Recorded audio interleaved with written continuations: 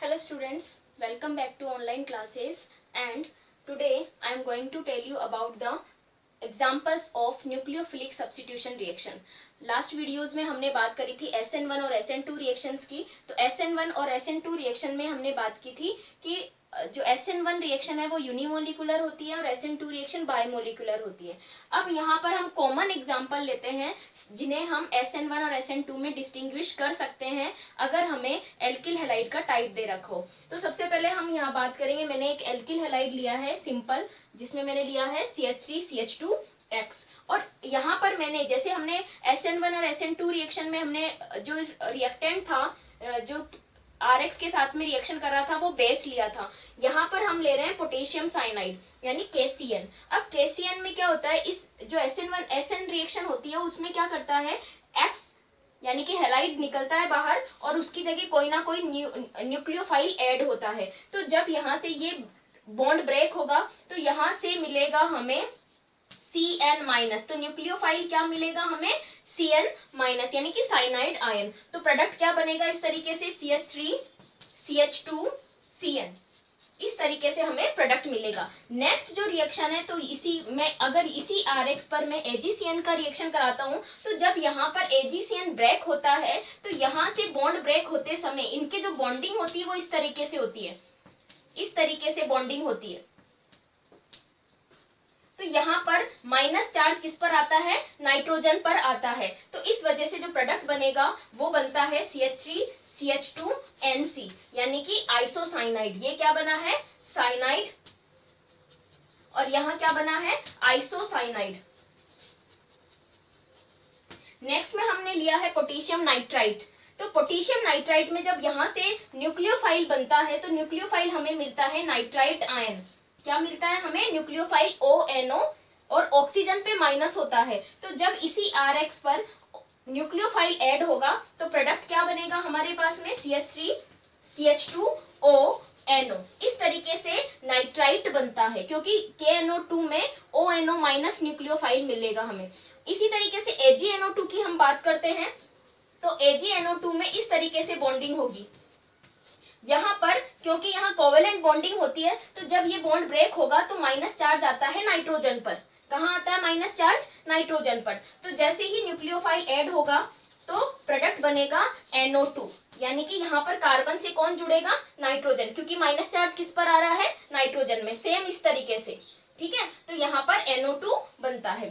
फिर हम बात करेंगे KSH की। तो यहाँ पर देखिए सेम इसी में अगर हम यहाँ से बॉन्ड ब्रेक करते हैं तो हमारा न्यूक्लियोफाइल है यहाँ पर SS, सल्फर पर क्या आता है, माइनस चार्ज। तो प्रोडक्ट क्या बनेगा, CH3CH2SH। नेक्स्ट हम बात करते हैं KOH की। जैसे हमने NOH लिया था तो मैंने यहाँ पर सिमिलर एग्जांपल ले लिया है। तो प्रोडक्ट बनेगा CH3CH2OH। तो इस तरीके से प्रोडक्ट्स बनते हैं। तो ये स्पेशली ध्यान रखना हमें इस KCN, AgCN, KNO2 और AgNO2 में, क्योंकि यहाँ पर हमसे थोड़ी सी गड़बड़ हो सकती है। नेक्स्ट जो प्रॉपर्टी होती है, केमिकल प्रॉपर्टी होती है हेलो एल्केन्स की, and that is the elimination reaction.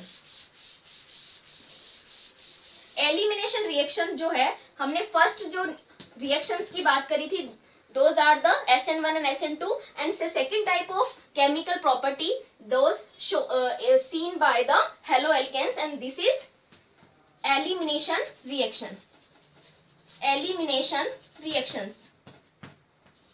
and elimination reaction आप पढ़ चुके हो 11th क्लास में।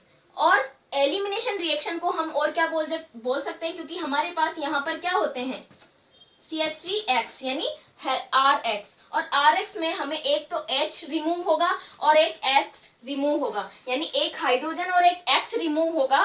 तो अगर हम इस तरीके से एल्किल हैलाइड लेते हैं तो किस तरीके से एलिमिनेशन होगा, देखिए यहाँ से एक तो H रिमूव होगा और एक X रिमूव होगा। तो प्रोडक्ट क्या बनेगा, अब आप समझ ही गए होंगे, एल्कीन।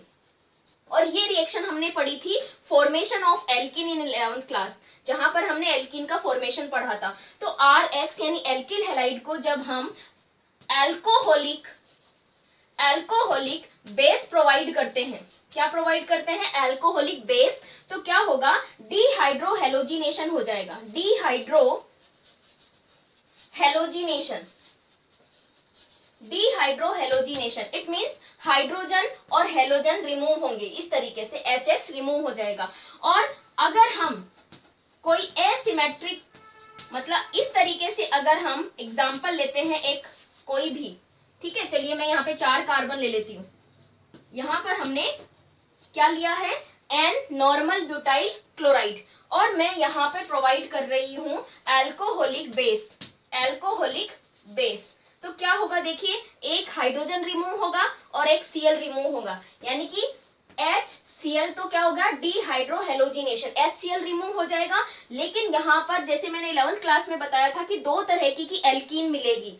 2 तरह की एल्कीन कैसे, या तो यहाँ डबल बॉन्ड आए या फिर यहाँ इन दोनों कार्बन के बीच में डबल बॉन्ड आ जाए। तो 2 जो प्रोडक्ट हमारे बनते हैं, यानी 2 जो एल्कीन बनती है उनमें से देखिए एक एल्कीन तो ये बनती है और एक जो दूसरी एल्कीन है वो हमें मिलेगी इस तरीके से।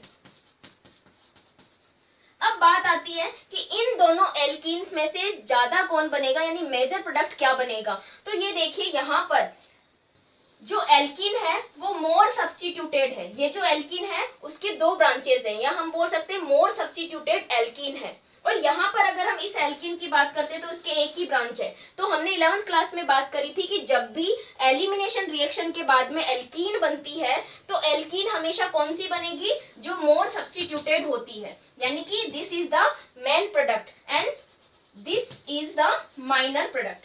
तो हमेशा मोर सब्स्टिट्यूटेड एल्कीन बनती है आफ्टर द एलिमिनेशन रिएक्शन। और एक और चीज इंपॉर्टेंट देखिए, यहाँ पर सेम रिएक्टेंट है RX और मैंने आपको यहाँ दिया है एल्कोहलिक बेस यानी कि NaOH, ठीक है।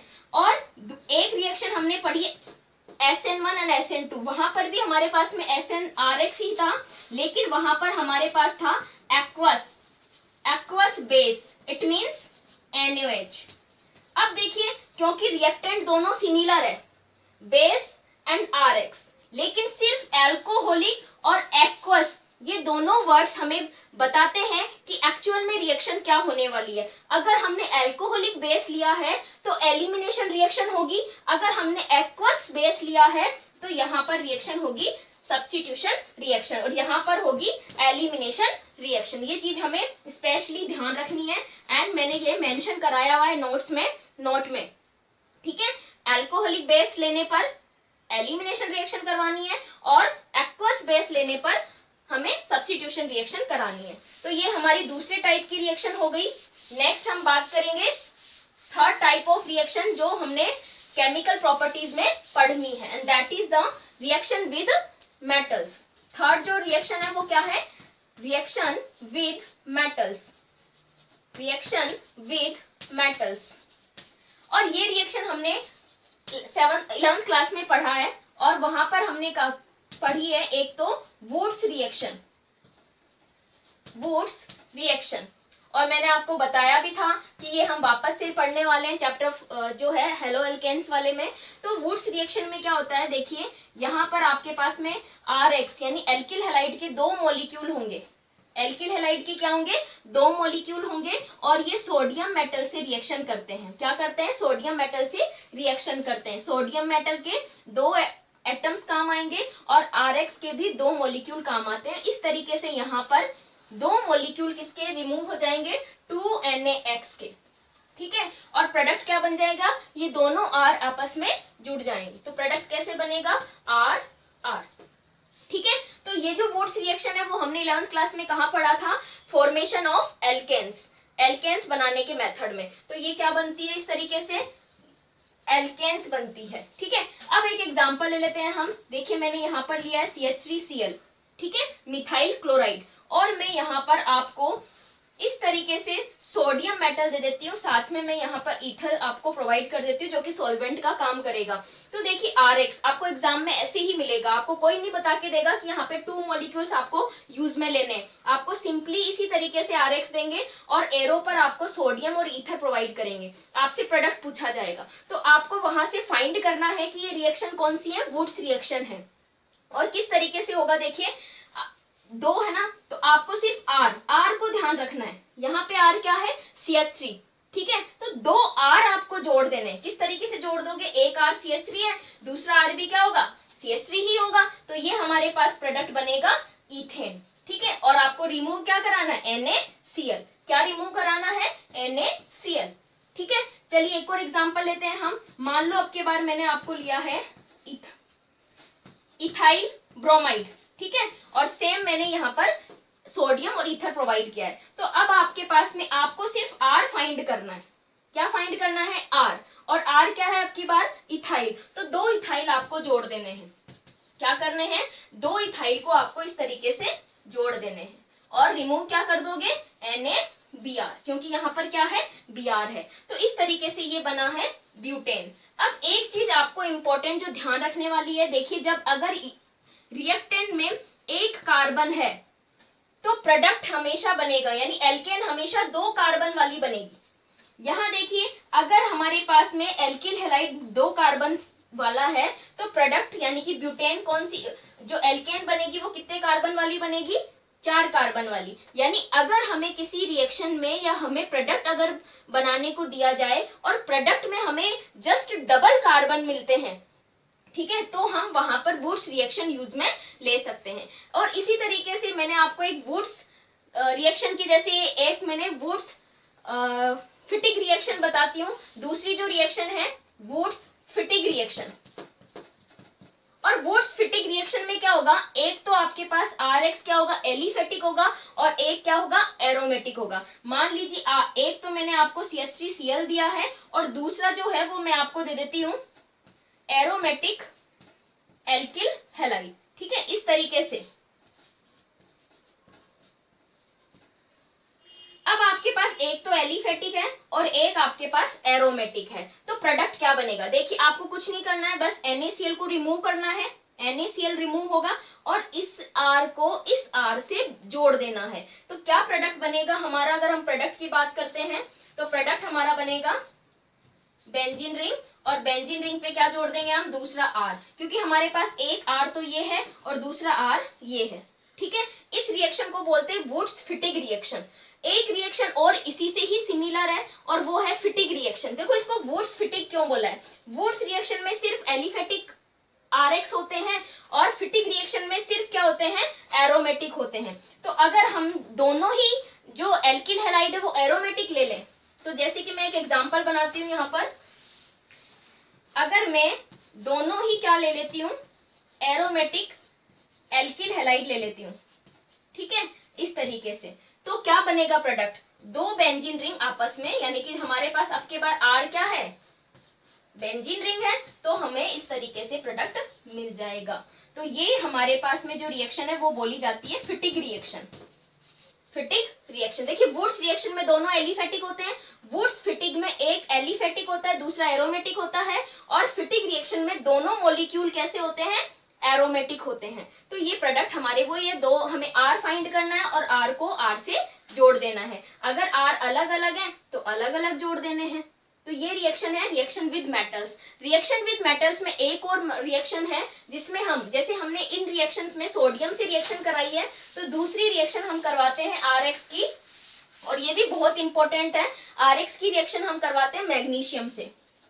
तो नेक्स्ट हम बात कर सकते हैं मेटल में reaction with magnesium, reaction with magnesium. और यहाँ क्या होगा, देखिए RX की रिएक्शन हम कराते हैं मैग्नीशियम से, तो क्या बनेगा, ये भी ईथर की प्रेजेंस में ही होती है, तो RMgX, RMgX। और इस तरीके से मैग्नीशियम जो है X और R के बीच में आ जाएगा, और RMgX को बोलते हैं ग्रिग्नार्ड रिएजेंट। क्या बोलते हैं इसको, ग्रिग्नार्ड रिएजेंट। ग्रिग्नार्ड रिएजेंट बहुत इंपॉर्टेंट होता है क्योंकि बहुत सारे ऑर्गेनिक मेटल जो कंपाउंड्स होते हैं वो ग्रिग्नार्ड रिएजेंट की हेल्प से फॉर्म किए जाते हैं। और ग्रिग्नार्ड रिएजेंट RMgX, अगर हम इसका हाइड्रोलाइसिस कराते हैं, क्या कराते हैं हम इसका हाइड्रोलाइसिस कराते हैं, यानी कि इसको हम वाटर प्रोवाइड करते हैं, तो देखिए यहाँ पर ये बॉन्ड इस तरीके से ब्रेक होगा, सॉरी यहाँ से बॉन्ड ब्रेक होगा, यहाँ कार्बन पे हमेशा नेगेटिव आएगा और मेटल पे हमेशा पॉजिटिव आ गया। बस हमें यही ध्यान रखना है कि RMgX में जब कार्बन और मैग्नीशियम के बीच का बॉन्ड ब्रेक होगा तो मैग्नीशियम क्योंकि मेटल है तो हमेशा पॉजिटिव चार्ज कैरी करेगी और कार्बन पे नेगेटिव चार्ज आएगा। तो जैसे ही हम इसका हाइड्रोलाइसिस कराते हैं तो देखिए R के पास कौन जाएगा, क्योंकि कार्बन पे क्या है, माइनस है, तो H। तो इस तरीके से हमारे पास क्या बनती है, एल्केन्स बनती है। तो RMgX यानी कि ग्रिग्नार्ड रिएजेंट का हाइड्रोलाइसिस हम कराते हैं तो क्या बनती है, एल्केन्स बनती है इस तरीके से। और यहाँ पर Mg के पास क्या जाएगा, मैग्नीशियम पे क्योंकि प्लस है तो इसके पास आ जाएगा OH। X तो इसके पास पहले से ही है, मैग्नीशियम पे OH आ जाएगा। तो ग्रिग्नार्ड रिएजेंट के हाइड्रोलाइसिस से क्या बनते हैं, एल्केन्स बनती है। नेक्स्ट हम